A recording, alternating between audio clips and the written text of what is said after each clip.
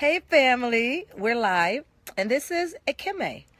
And Akime is the one I kind of blasted earlier today. I didn't blast her. In love, I shared our encounter.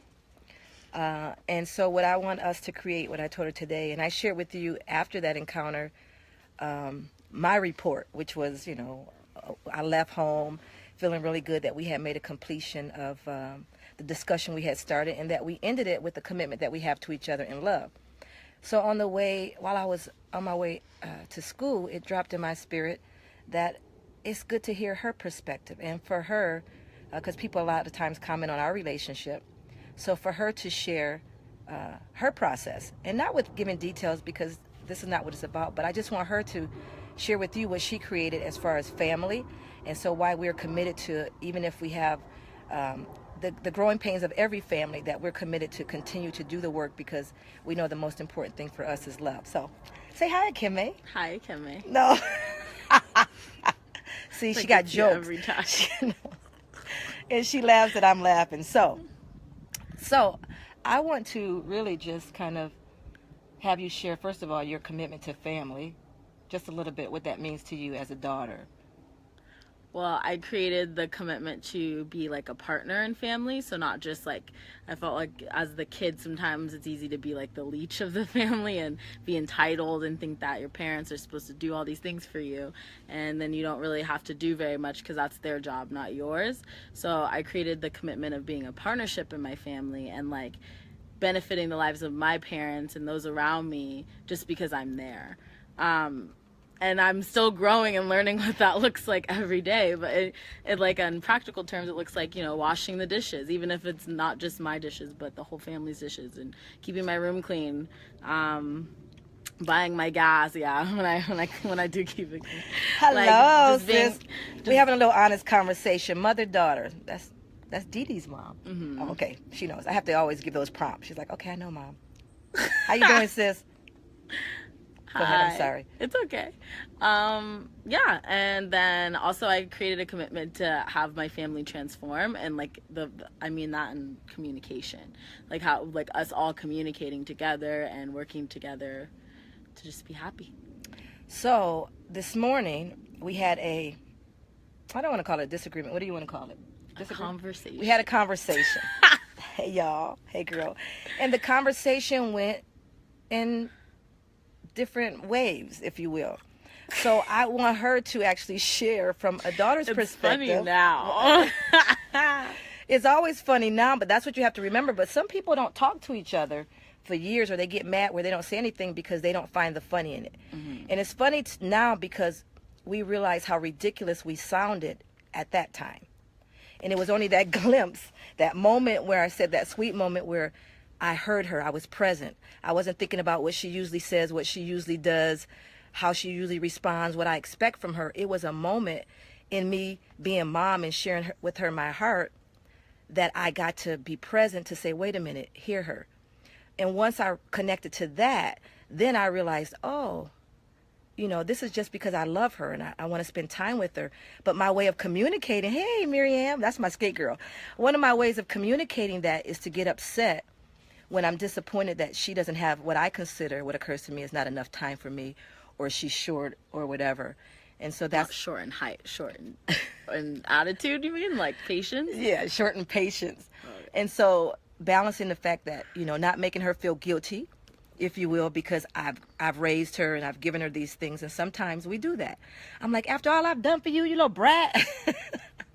And you're going to talk back to me, you little brat, and so therefore I'm counting the things I've done, and and it's in love. So there's a balance to, yes, I am expecting something from her because she is my daughter, and I've given my life, and I'm only expecting the best for her. It's not like I'm expecting her to pay me. Well, sometimes I am. When I don't have no money, she has to help her mother out who has sacrificed her whole life. Right, moms? Okay, so is it too much to ask? If she has money and I don't, what do you think she should do? She should help me out. No. Yeah, she should help you. So I just want her to share how she felt during that conversation where it was heated, and then her resolve, like how she felt after we came to some reconciliation. At least me, I came to a reconciliation. I felt she came to one, but I want her to kind of share Okay. herself. Ooh, my Okay. sesame seed oil. The skin is glowing. Yeah, you're oily. So, for me, it was one of the most heated conversations we've ever had, and then one of the best, because for somehow, like, we ended up, like you said, the reconciliation, it ended up being resolved for me at the end of it, which I don't think has ever happened in something that heated before. What about you? No, I don't think in that moment we've ever Yeah. caught ourselves, and I think that's because of the work that we But both it's are funny because doing. we never even said, like, oh wait, we're going there. It just kind of happened, which was really beautiful to see. Yeah. It kind of just it just happened. I didn't say I'm gonna make sure this is resolved. It just happened. But I think the turning point, I'll start from the beginning. From the beginning, I was coming from the victim space of, like, why, like, because I was at my friend's house this morning, my neighbor, and Let's tell the truth. Okay, go ahead. my best friend, I was sleeping over her house because last night I went over, and usually when I go over her house I end up sleeping over, but I'm like, oh, I'll be at her house for a minute and I'll come back. And then I slept over and I didn't tell my mom, and I think that created some agitation for her. Oh, okay.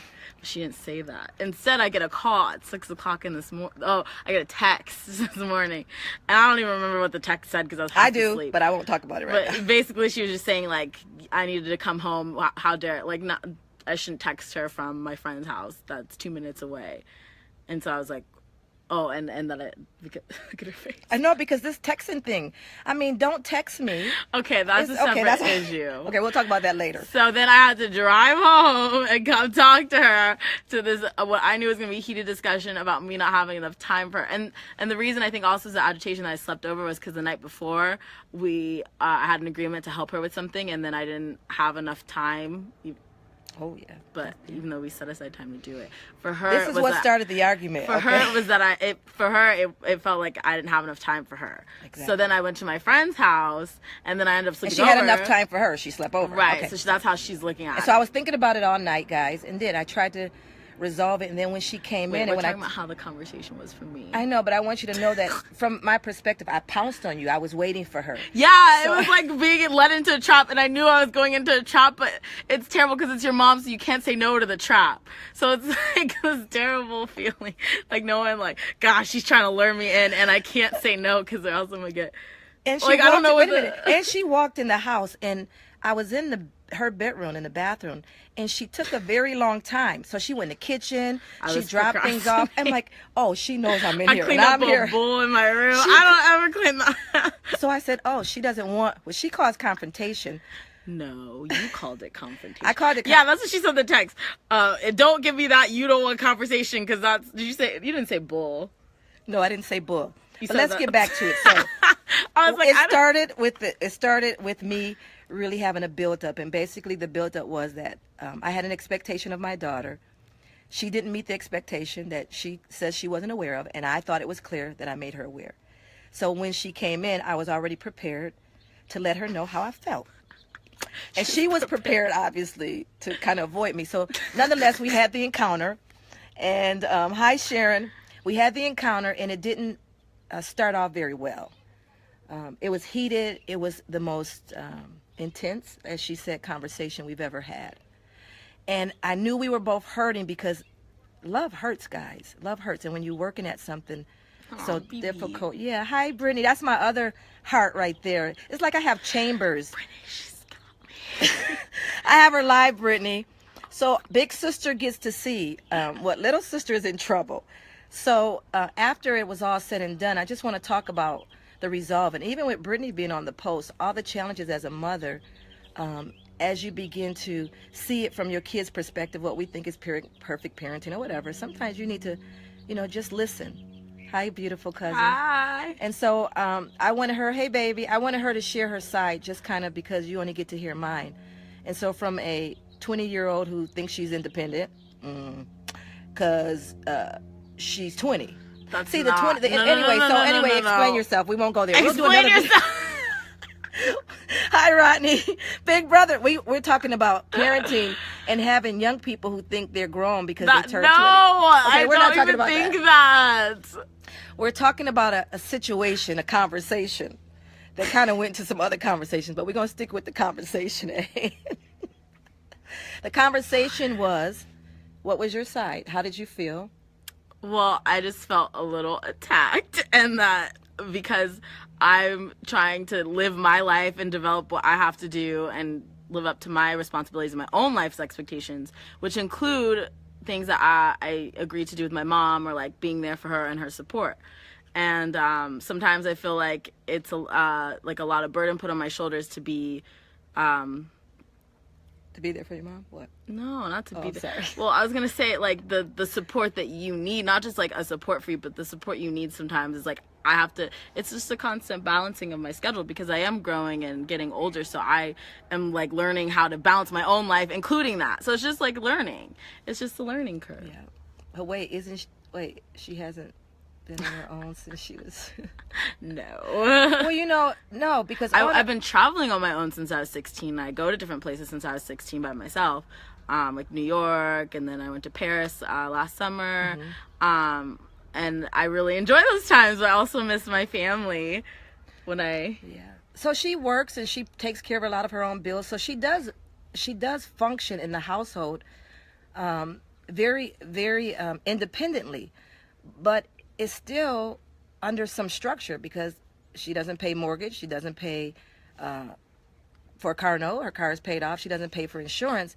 So yes, she has been on her own. We really don't have to do much. She has her own career that she handles. I mean, she has her own business. But yet, there's still the support. It takes a village. And I mean, just because they turn 20 or they are independent, there's still the support. Just like, I still need her support. Yeah, but I don't think I'm independent because I live here and I depend on you guys a lot. I never think that I'm independent. She just acts like it sometimes. Well, in your eyes. You know what I mean? My eyes. Right. The conversations. But also, I'm just trying to learn, like, what it is. And also, what you've gotten better at recently is communicating what your expectations are. Because a lot of times she would get upset that I didn't meet the expectations that she never told me that she had, but saying that I should know them as her daughter. And I just didn't know some of those. So she's been communicating those to me, and then I get to communicate back what I'm willing to do, which is, I think, better because then it feels like a choice, too. Like, yeah, I choose to be there for you. I just cringed when she said what she was willing to do. And as a parent, that's a part of the letting go because my daughter is sitting here who's not independent saying what she's willing to do. And, as a parent, I'm thinking, well, are you willing to do what I'm getting ready to? So that too. But it's nice to be able to exercise, like, my rights. I think that's... What rights? As growing older is, like, you get to learn, I got rights. I don't have to do everything that I was told to do. Ooh, and then you have to choose, like, okay, but I know that's going to upset my mom to not do that. So I choose to do it because I want to not upset her. But, I think that's a fallacy to some degree. You do have rights. Everyone has rights. Are you going to try to debate No. my There's rights? some consequences because a lot of young adults who live at home say they have rights. And they're at home, and you do, but your rights are still within certain boundaries. They're limited, but at the same time, our structure is a little bit shaken up, so we're not going to discuss This was supposed to be a short video. I know. I got to go to a job interview. And I have to go to an appointment. But I want to conclude with allowing her to finish. And that's one of the things I'm learning as a parent. And I've been working on is that... Sorry, I was reading. That I am open to listen. And that although I birthed my children, I am not the be-all... End all. Thank you. Mm-hmm. And that it has actually truly been a learning experience and probably one of the most difficult and the most beautiful experiences I have had in this lifetime of developing this relationship. So Sharon, what is your concern that she didn't tell you that she was sleeping over? It was that I wasn't giving her enough time. She said, so Sharon, what is your concern? Because it is my concern as a mother. It wasn't that, I always tell her I trust her. The foundation is there. She graduated 2 years early from high school. Is a college graduate, still working on a degree. Done everything that I can actually... 2 degrees, okay? And speaks and has traveled, so very independent. And I think for me it was more of, and I'm real open with my girls. I'm not looking at whether she's with someone. It's a thought, but it's not like that's my issue is safety. My issue is that I just want her to know that although she is 20 and very independent, there's still that side of me because she's living in the house with me. If she didn't live in the house with me like with Brittany, I'm not as involved because Brittany's not in my space. So therefore, I'm not connected to her day-to-day movement. So when I'm used to her being gone. This one, see, she's laughing. But because she Oh, lives in the wow. house, it's different because if she doesn't come home, it's more of a safety thing. Now I can say, yes, I trust God and I know everything is all right. That's in my heart of hearts, but there's still something there that I haven't conquered, if that is to conquer, and I don't know that, but I'm not at that place where I can actually say I can sleep well. So sometimes it's just a knowing. But that wasn't But what your okay, concern was. my in this. concern was that she didn't have time for me. Okay, let me get back to. Sorry, Shira, I get off track. The concern for this particular point was one, the safety. I knew where you were. I thought, but I wasn't sure if you left. And the other was that she didn't have time for me before she left, and yet she went somewhere and fell asleep, and that was a huge part of her time. So for me, your commitment to your family and time for me was, I felt a little I was disappointed and I was hurt because I felt like she put that somewhere else, and I felt like I deserved that. I expected it, and I felt like I was entitled. And now I'm able to hear her say this as her communication of love and her wanting of love, instead of hearing it as me doing something wrong or that I'm a bad daughter or that I did something bad. And now I just hear it like, oh, she loves me and she wants to spend time with me. And now I don't get mad about that. But before I was like, you're saying that you don't know me. I give you all my time. And now it's just like, okay, I can do what she's requesting. So that's it.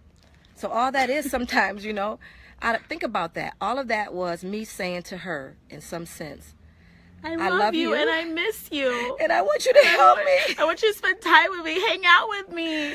And your friends, because guess what? I've been connected to this one, and I kept saying, I don't get the empty nester stuff, but I don't feel like, I'm going to be sad that she's gone because I'm going to be in Paris or wherever she is. It's not that. It's the, I think the learning curve of the separation of mother and, for me, mother and daughter, as I allow her to explore and get comfortable in the fact that it is time and that it's difficult, and I trust her, but communication is everything, and most importantly, this is all about love. So at the end, this whole conversation was that I love this little nugget, and the other nugget that came on live more than anything in the world, and that's what it feels like. I love you too. Oh, that was the wet one. Aww.